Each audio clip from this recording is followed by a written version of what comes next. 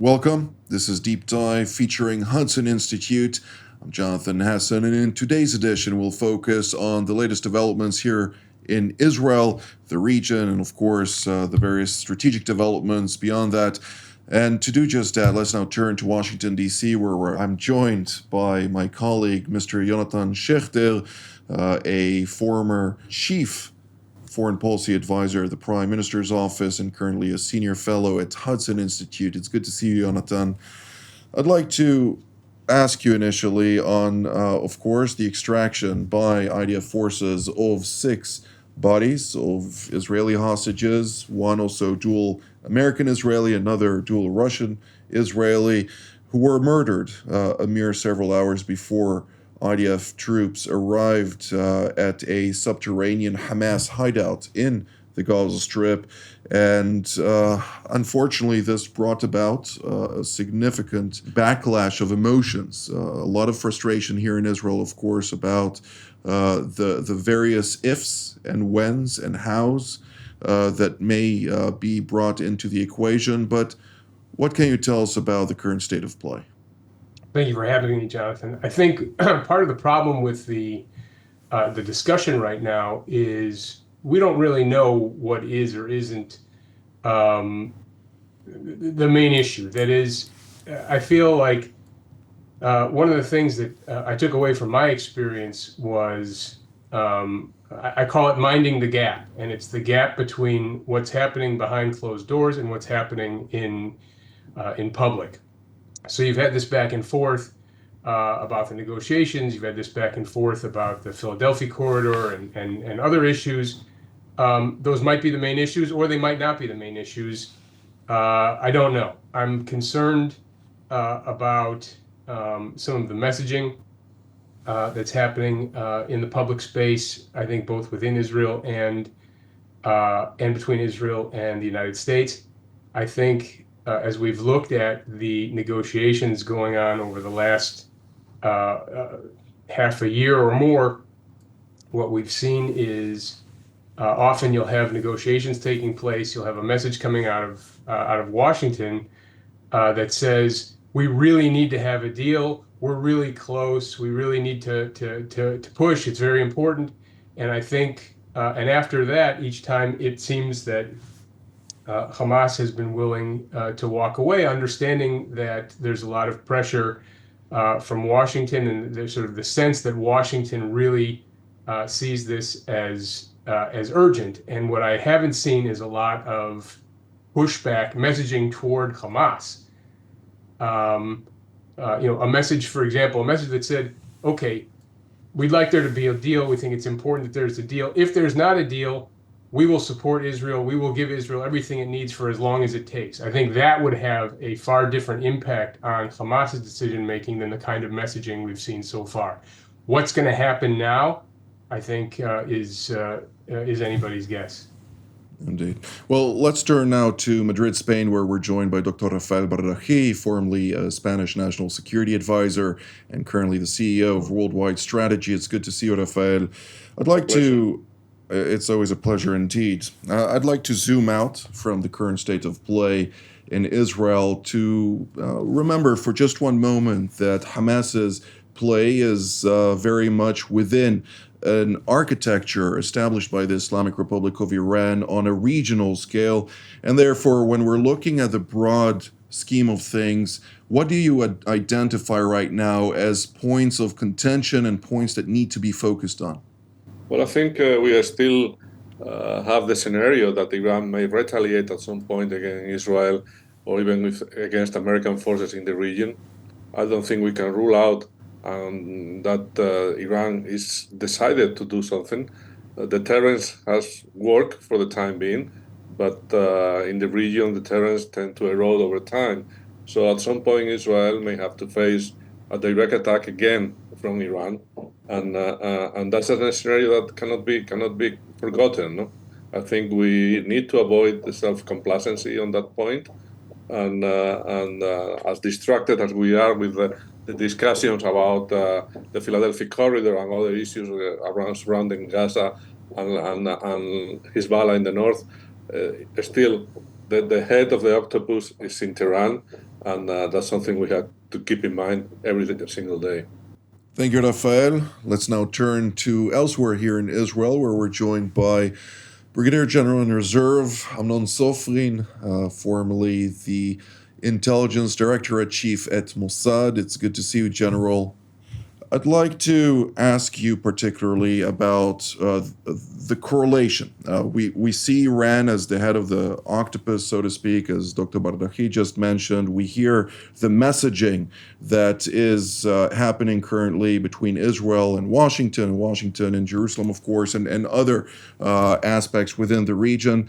But on the same note, we also hear that Hamas is working to intensify pressure, psychological warfare by releasing footages, trying to bring about despair within public discourse here in Israel, at the same time applying additional pressure also on Israeli Defense Minister Yoav Gallant on the one hand, and trying to disrupt or destroy basically the narrative of the State of Israel and its government currently, that the application of a military campaign in Gaza is counterintuitive to the release of hostages. That's what they're trying to portray, at least. What can you tell us about that, and how does all of that converge? Let me divide my answer into two pieces. The first one is to speak about Hamas in Gaza, and then we'll speak about Iran.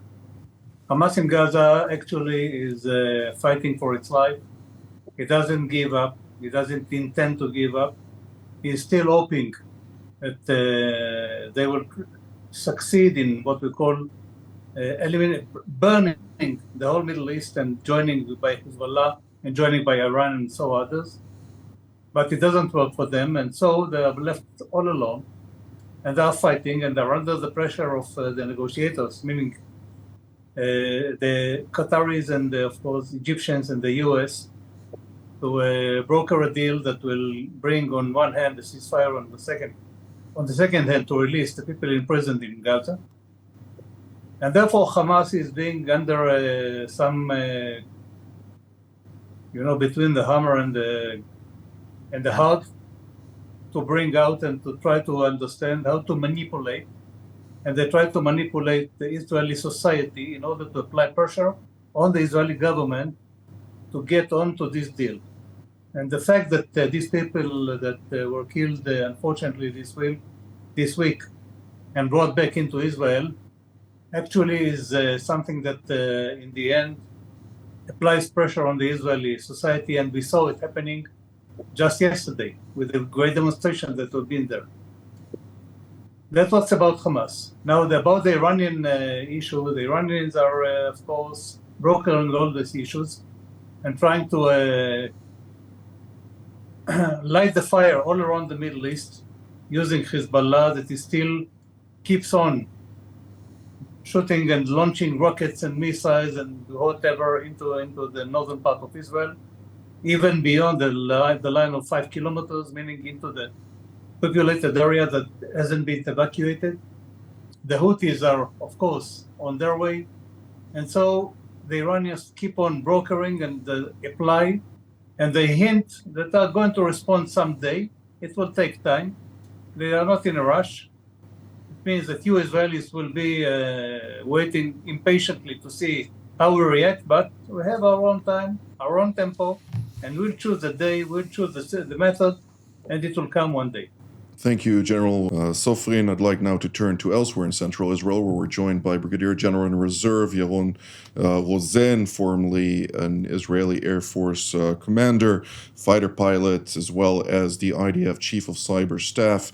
It's good to see you, General. I'd like also to immediately ask you to expand on the northern front. We're seeing that of course, Israel, a couple of days now after Israeli Defense Minister Yoav Gallant came out and emphasized the necessity to transition the center of gravity, as he put it, from the Gaza Strip northward towards Lebanon, something that, of course, needs to be done in order to enable a sense of security and actual security, which are coupled, obviously, one with the other, to allow Israeli residents of northern Israel to return to their communities, all the while to enable also a certain strategic upper hand when it comes to Tehran's strategic ploy throughout the region.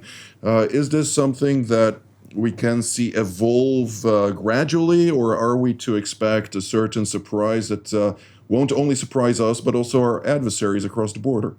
Yeah, these are all valid and very good questions. I think that if we look at the overall picture, Israel needs to go, actually according to our national security strategy, which was written a long time ago. Maybe I'll go back to David Ben-Gurion even, to part of his national security strategy and the fact that Israel must push the fight into and onto the enemy's territory. In that sense, I think if we look at every direction that we're challenged right now, and the North is certainly the biggest challenge that we have. In that sense, I think we are yet to turn to an offensive campaign, and I think that is what Defense Minister Gallant alluded to, changing the goals of the war in its current phase to start dealing with the North, because until now, Iran vis-a-vis Hezbollah has successfully projected power into Israel, and Israel in that sense has been losing ground, like really losing ground just from fire alone, without a single Hezbollah fighter crossing the border. We're still over 100,000 people that are not in their homes for a very, very long time. And that is eroding Israel's deterrence. And when Israel's deterrence erodes in the Middle East, it's bad news. So I think Israel needs to regroup in that sense. And I support what the minister said in that sense. And I think we have to go to the offensive side, but it has to be a comprehensive strategy. It has to go all the way to the head of the octopus. It has to dry up the tentacles. It has to be overt and covert action. It has to be economic power. Israel needs to start employing all the leverage it can with its allies in order to push Iran back to be busy with itself, instead of them keeping us very, very busy. Indeed. Well, Mr. Schechter, when we're talking about Lebanon, obviously we have U.S. Envoy Amos Hochstein trying to establish some sort of outline that would be coupled with cessation of hostilities in the Gaza Strip to realize a de-escalation, as the administration puts it, with regard to the Lebanese-Israeli front. Nonetheless, when we're talking about Israel's security needs, I don't really see a possibility for a new reality to emerge without, of course, the utilization of strong power. And if we take now the philosopher Karl von Clausewitz into consideration, where he emphasizes, of course, the necessity to utilize a certain policy objective within the toolbox, one of which is, of course, the tool of war, are we able to garner a specific mandate or an extensive period of time with a concrete mandate to utilize the objectives that would bring about the necessary outcome of implementing, of course, UN Security Council Resolution 1701, and by doing so to receive the tailwind necessary from Washington to bring about such a reality? I think there are a number of factors mitigating against that. You mentioned Clausewitz. Clausewitz, of course, famously said that war is a continuation of politics by other means, and I think that politics is one of the big issues here. I think that the administration, of course, got its eyes on the U.S. elections in November. I think that's casting a shadow over every policy decision that's being made in Washington at this point. And that comes on top of a number of other things. One is the traditional American protective relationship towards Lebanon. I think another is the ideological approach of the current administration away from the use of force and toward de-escalation, especially vis-a-vis Iran. That's been the case since 2021.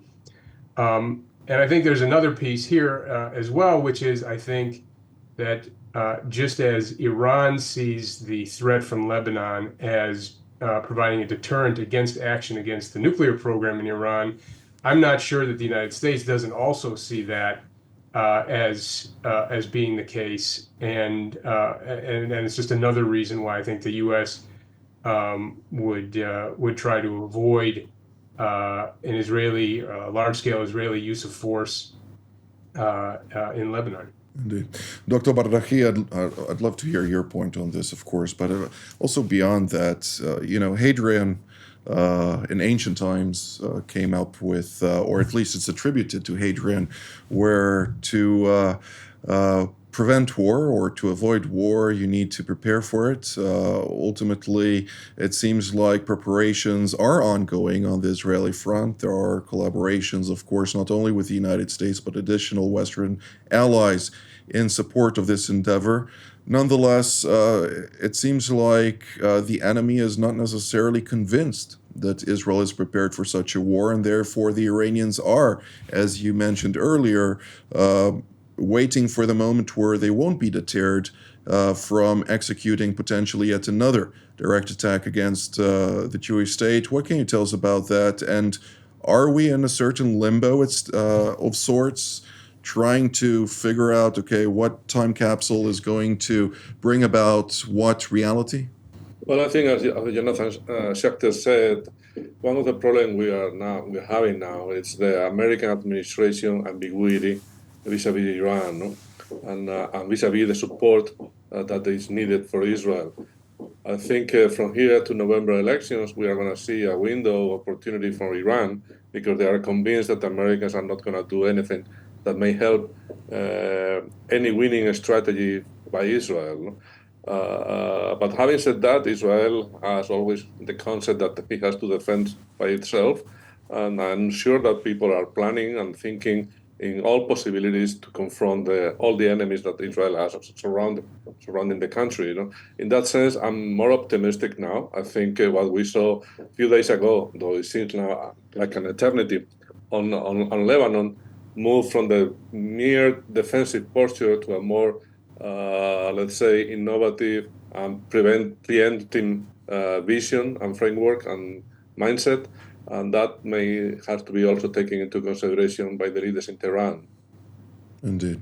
General Nonsofin, I'd like to hear your position on the latest prospects of Iran seeking to exploit the current complacency, some may say, about the broader strategic architecture by deepening their influence in countries like Somalia, like Sudan for that matter, where we're seeing Iranian weaponry becoming quite crucial in challenging the balance of power. At the same time, we'll of course see also the Egyptians entering deeper into the theater with weaponry and munitions. Is all of that within Israel's calculus when we're talking about the broader strategic scheme? Let me first of all refer to Sudan. Sudan, it was part of what we call Abraham Accords, even though the blooming was very short, and the Iranians came in, and they began assisting Burhan, what we call the ruling person in Sudan, with the weapon systems, and they wanted to get access to the Red Sea and to establish a naval port, on the shores of the Red Sea. And of course, for the time being, the Sudanese are denying that. But nevertheless, they assist them, and they got a foothold on Sudan. And for the long run, they plan to have a naval port will be with access to the Red Sea, and of course will be a jumping machine into what we call threatening Israel and trying to deny vessels to get into the Red Sea, into the direction of Eilat, like the Houthis do today. That was about Sudan. On the other side, the Egyptians are getting into Somalia, and they got into some what we call a defense agreement. They signed with the Somalis, in order to assist them protect Somaliland, which is being now some kind of independent enclave within the northern part of Somalia, and has maintained some what we call a strategic alliance with Ethiopia that allows Ethiopia to get access into the Red Sea as well. The Egyptians don't like it because the Egyptians then have claims on Somalia, on the issue of, on Ethiopia, on the issue of the barrack they built on the Blue Nile, which denies the Egyptians from some huge quantity of water to get into Egypt and to assist them with the agriculture. And therefore, they are now beginning to get very close to Somalia. They even delivered weapon systems, and they tried to get foothold, and they proposed to send what we call peacekeeping force into Somalia and to assist them to defend themselves against what we call Boko Haram, which are the terror groups that are operating in Somalia. And of course, as a counterweight to the Ethiopians trying to get hold with Somaliland. Thank you, General Nonsofin. General Rosen, naturally, you do have, for various reasons, a lot of interest in maritime shipping, and therefore I left that point to you. When we're talking about maritime shipping in the strategic strait of Bab el-Mandeb, the adjacent waterways, we see repeated attacks by Ansar Allah, which is dominated by the Houthi tribe in Yemen, launching the anti-ship missiles, of course, also various unmanned vehicles, be they surface vehicles as well as air vehicles, towards commercial shipping, something that is, of course, very harmful not only to the economy, but also to it sets precedent for additional theaters around the globe. And therefore, when we're looking at prospects of this expanding into Somalia, into Sudan, how can one counter this? Of course, NAVCENT under U.S. Central Command is operating to thwart the smuggling of weaponry, but the Iranians have thus far managed to outwit those efforts by bolstering the Houthis time and again. So, Jonathan, it's quite impressive how the Iranians have managed to push, actually, with the Chinese, Iran, and actually the Russians.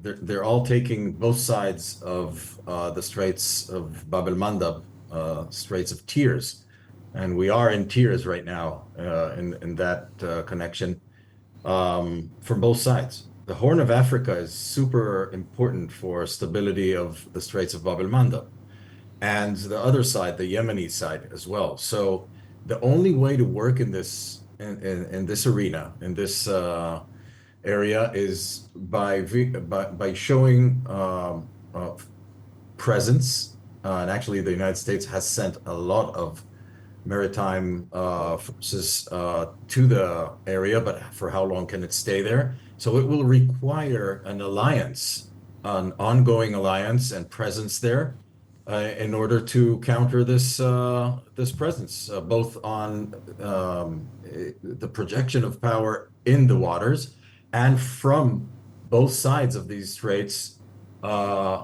into the maritime lines of communication. The global commerce has been disrupted, greatly disrupted. Egypt is being really hurt from this economically. So all these things that they call for action, for alliances, and the only way to do this is with political will. I'm not really seeing this political will in the next 6 months because of things that were mentioned a few minutes ago. And I think that maybe the last thing that we should mention is, again, we're going back again and again to how we need to focus on the head of the octopus and dry the tentacles. Otherwise, it just won't work. This is the mission, and this is the global political will that needs to be in the heart of the United States strategy for the Middle East, because it it really reflects to China, the Straits of Taiwan, and to other U.S. interests globally.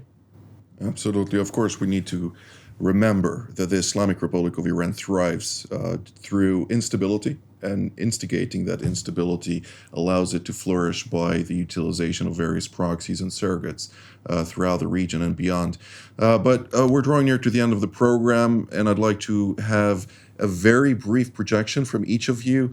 Where should we focus on for the next week ahead? Mr. Schechter, we'll start with you. I think I'd be remiss if I didn't mention the IAEA report that came out last week about Iran. Iran continues to violate not just the JCPOA, but also its Comprehensive Safeguards Agreement under the NPT. And what the report shows is that this has been going on for a long time and very little has been done. Dr. Bardahi?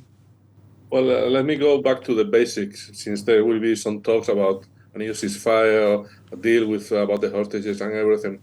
We need Israel to win big and clearly, because if Hamas is not destroyed, the idea that Israel can be defeated will be kept in the Arab world. And Israel defeated means Israel eliminated and erased from the earth as the Iranians want. So go back to the basic. We need Israel to win, and we need Hamas to be destroyed. General Sofi? I think the two things are very important right now. The first one is what kind of deal do the American administration try to broker and to propose to Israel and to Hamas is what we call the last offer or the last proposal, and to see what kind of proposal will be and what will be the outcome. And the second one, of course, is to focus on what happens on the Northern Front, because the escalation is growing every day on a daily basis, and it can't go on forever. General Rosen? One is the Northern Front. How would the moving from a defensive campaign to an offensive campaign look like? What are the leverages that Israel has, and how will it build a strategy vis-a-vis not only the tentacle Hezbollah, but continuing to pressure Iran? And the second thing is actually internal. Judea and Samaria don't look very good right now, and I'm afraid of some disruption from this internal problem that is growing. Absolutely. Well, General Rosen, General Sofrin, Dr. Bardahi, and Mr. Schechter, thank you so very much for all of your insights. I'd like to thank all of you at home as well. This has been Deep Dive featuring Hudson Institute. Until our next edition, from here in Jerusalem, wishing you a good day.